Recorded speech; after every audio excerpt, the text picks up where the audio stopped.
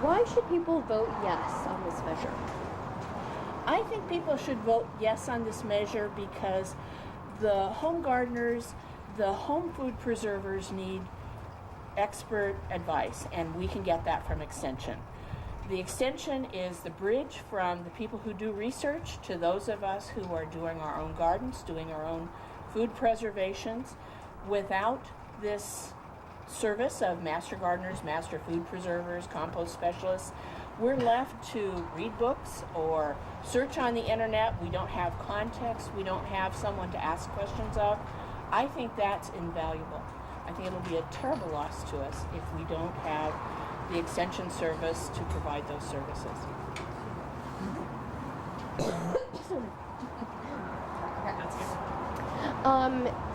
If the measure doesn't pass, what happens to the Extension service?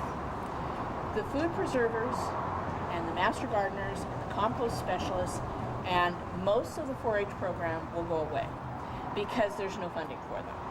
I happen to volunteer for the nutrition program, which is federally funded, so we'll still be able to go out and do education in the food pantries, but that'll be the only thing that's left. There is a little bit of a grant for at-risk kids in 4-H that will go for, I think, another year, but other than that, food preservers, gardeners, compost, and 4-H programs will all end. When you think about what would happen if those programs weren't around,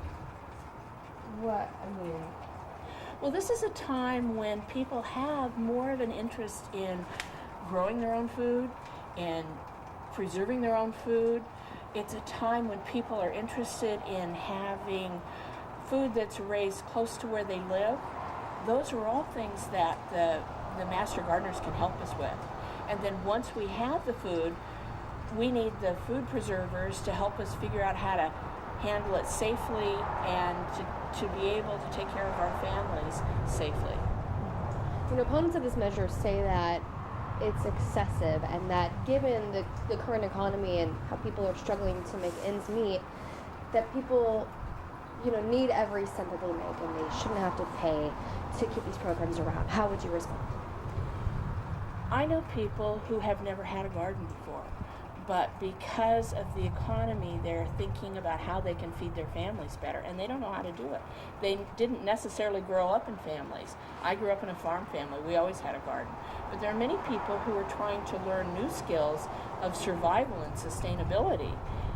Without the Extension, I don't know who they'll go to, because it's not just a hobby. It really is a matter of giving us the ability to take care of ourselves and our families better. So another point that has been raised by some of the opponents of the measure is that the money doesn't go directly to the children in the 4-H program or the people who help with master gardeners. That it's going toward the administrators. How would you respond to that?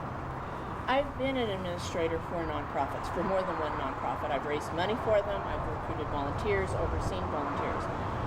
A volunteer program is, I think, very effective when you have continuity of program, which means you have staff people who can train your volunteers and make sure that the program is being administered in a way that is in alignment with the values of the organization.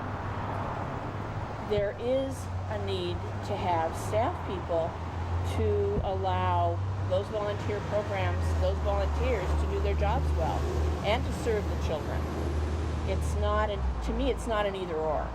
To me, it is we need staff people in order to have effective volunteer programs. So another point that was raised by opponents is, couldn't we keep the services here but headquartered out of another area, a hub for several counties? Why shouldn't that model work here instead of having local taxpayers pay for this office? The funding model that Extension follows relies on federal funding and state funding and local funding. If we lose the local funding, the federal and state funding will be pulled out of this area and sent to other counties where there is local support for it. Perhaps over time you could plan something and you could renegotiate, but we're in a place where we are working under an existing system that is set up across many states across many counties in our state, and it's not as easy as saying, let's go to a hub, because we will lose our funding. We get $1.7 million in state and federal funding now, which helps with what comes in from the local area. So we would lose that 1.7. It would just be reallocated within our state. Is it possible in the future? Maybe. Is it possible in the near term, in the next few years? Not without a lot of planning. So if this doesn't pass, most of these services will go away. Right.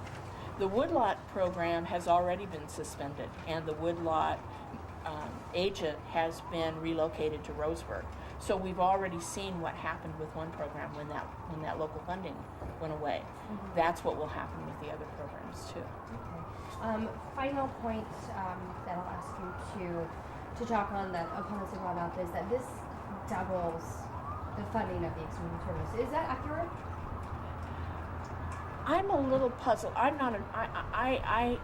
can't really speak so much to all of the nuts and bolts of the funding. I've seen their papers. I've heard Cindy Land speak the other day. It doesn't quite ring true to me, but I can't dispute it because I'm not sure. It doesn't resonate with what I know about our funding situation. So that's all I can say. Perfect. Okay, anything else that you think it's important for voters to know? I think it's important. Many of us I grew up in scouting, not in 4-H, but they're all good youth development programs. We've had generations who benefited from 4-H. We've had generations like my own who've benefited from gardeners and food preservers help. I'd like to see those same services there for the generations to come. Bill, any questions? Annetta, I had one question. I'll just have you direct your answer to Laura for the sake of the camera here. What would you say, playing devil's advocate, to those who say that the extension is really a relic of the 19th century, that it's really the services it offers are irrelevant and just out of touch with the times? What I'd say to people who say that the services are a relic or a remnant of another time is that we have renewed interest in gardening, in food preservation, in composting, in taking care of our environment. I see extension as being a way to make that go forward. Yes, we do come from another century, and yet we are positioned to go forward and see people in the future benefit from these services too.